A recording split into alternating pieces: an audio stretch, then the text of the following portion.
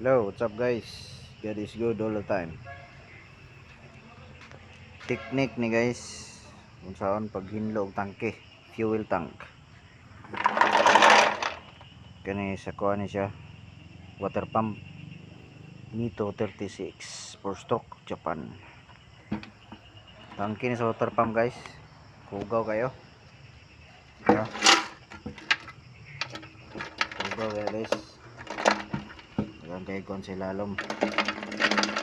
Ang teknik na guys, ginlo kag niya ni mga tangke guys. Bisa kung sa mga tangke. Butangan na sa bato mga gagmay guys. Oh. Oh. Na. Butangan na sa bato mga gagmay. Dayon. Depende na nimo gasolina ba o crudo imong ibutang. Kani crudo ang ibutang ni guys. Kay basta mga gasolina nga tangke ug magsulda ka crudo may mayo kay ron mawala ang yang fumes. Pwede na dai na siya soldahon. Kani di man ni soldahon, di pwede ron siya gasolina or crudo. Kay igor man ta maginlo.